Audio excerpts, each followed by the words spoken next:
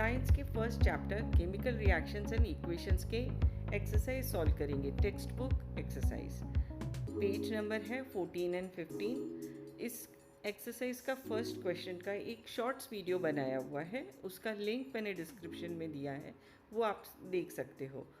इस वीडियो में हम करेंगे क्वेश्चन 2, 3 एंड 4। चलिए देखते हैं क्वेश्चन 2 में क्या दिया गया है।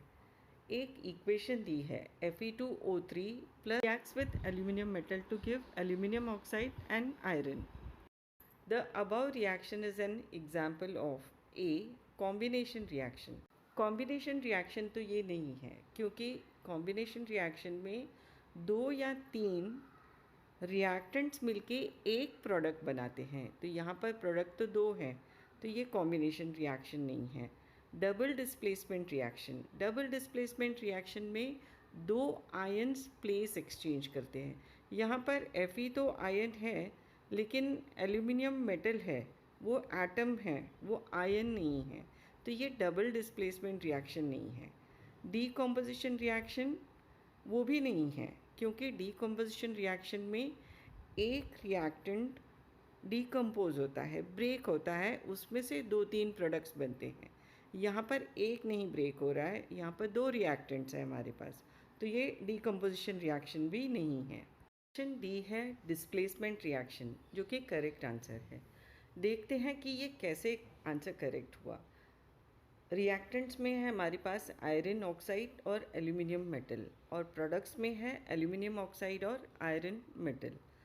तो इस रिएक्शन में एल्यूमिनियम ने आयरन को उसके ऑक्साइड से डिस्प्लेस करके एल्यूमिनियम ऑक्साइड बना दिया, तो ये हो गया डिस्प्लेसमेंट रिएक्शन। थर्ड क्वेश्चन देख लेते हैं। What happens when dilute hydrochloric acid is added to iron filings? Take the correct answer. Option A है hydrogen gas and iron chloride are produced. Option B chlorine gas and iron hydroxide are produced. C no reaction takes place. D iron salt and water are produced. इस question में reaction हो रहा है iron filings यानी metal और dilute acid का।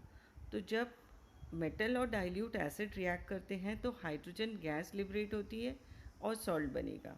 तो option A hydrogen gas and iron chloride are produced correct answer है।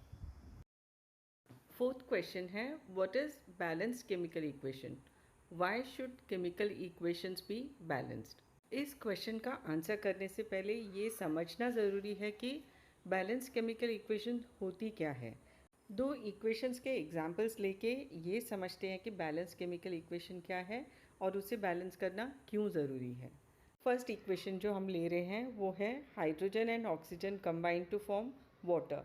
सेकेंड इक्वेशन है silver chloride decomposes in sunlight to form silver and chlorine gas. Left side वाले compounds या elements reactants होते हैं और right side वाले products होते हैं। पहले इक्वेशन में 2 एलिमेंट हैं हाइड्रोजन और ऑक्सीजन। हमें ये चेक करना है कि रिएक्टेंट्स में कितने हाइड्रोजन हैं, प्रोडक्ट्स में कितने हैं। ऑक्सीजन भी रिएक्टेंट्स में कितने हैं, प्रोडक्ट्स में कितने हैं। अब इस इक्वेशन में रिएक्टेंट्स में 2 हाइड्रोजन हैं, प्रोडक्ट्स में भी 2 हाइड्रोजन एटम हैं, तो ये बैलेंस्ड है। ऑक्सीजन के एटम रिएक्टेंट्स में 2 हैं, लेकिन प्रोडक्ट में 1 ऑक्सीजन एटम है। दैट मीन्स 1 ऑक्सीजन एटम कम है, तो वो कहाँ गया? डिस्ट्रॉय हो गया? डिस्ट्रॉय तो नहीं हो सकता matter. According to law of conservation of mass, matter can neither be created not destroyed. Matter को हम क्रिएट भी नहीं कर सकते हैं, डिस्ट्रॉय भी नहीं कर सकते हैं। ये हम इक्वेशन बैलेंस करते हैं ताकि रिएक्टेंट में जितने एलिमेंट, जितने नंबर ऑफ एटम्स हैं उसमें उतने ही प्रोडक्ट्स में भी होने चाहिए। इसे बैलेंस करने के लिए हम वाटर के आगे 2 लिख देंगे, 2 कोएफिशिएंट लिखेंगे, लेकिन हाइड्रोजन फिर 4 हो गया, तो हाइड्रोजन रिएक्टेंट साइड भी आगे 2 लिख देंगे। अब आप देखोगे दोनों साइड 4 हाइड्रोजन हैं और 2 ऑक्सीजन हैं, तो इक्वेशन बैलेंस्ड हो गई। सेकेंड इक्वेशन में 2 एलिमेंट्स हैं सिल्वर और क्लोरीन। रिएक्टेंट्स में 1 सिल्वर एटम है, प्रोडक्ट्स में भी 1 सिल्वर एटम है, तो वो बैलेंस्ड है। क्लोराइड एटम रिएक्टेंट्स में 1 है और प्रोडक्ट्स में 2 क्लोराइड एटम्स हैं, तो 1 एक्स्ट्रा कहाँ से आया? मैटर तो क्रिएट नहीं हो सकता है, क्योंकि according to law of conservation of mass matter can neither be created not destroyed, तो इसे बैलेंस करना ज़रूरी है। क्लोराइड एटम्स को बैलेंस करने के लिए सिल्वर क्लोराइड के आगे 2 कोएफिशिएंट लगाएंगे, तो क्लोरीन एटम्स 2 हो गए, लेकिन फिर सिल्वर के एटम्स भी 2 हो गए, तो हम प्रोडक्ट साइड सिल्वर एटम्स को 2 बना देंगे, उसके आगे 2 कोएफिशिएंट लगा देंगे। तो अब दोनों साइड 2 सिल्वर एटम्स हैं, 2 क्लोराइड एटम्स हैं और इक्वेशन बैलेंस्ड है।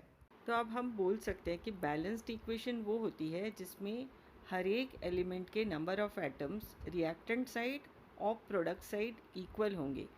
कोई भी एटम ना तो वो एक्स्ट्रा हो सकता है ना तो वो कम हो सकता है, क्योंकि मैटर क्रिएट भी नहीं हो सकता है, डिस्ट्रॉय भी नहीं हो सकता है।